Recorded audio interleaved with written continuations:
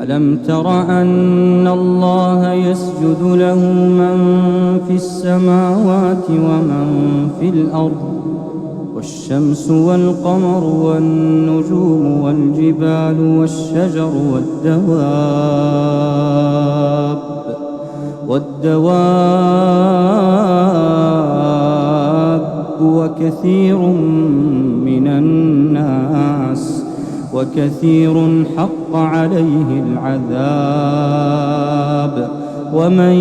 يهن الله فما له من مكرم إن الله يفعل ما يشاء.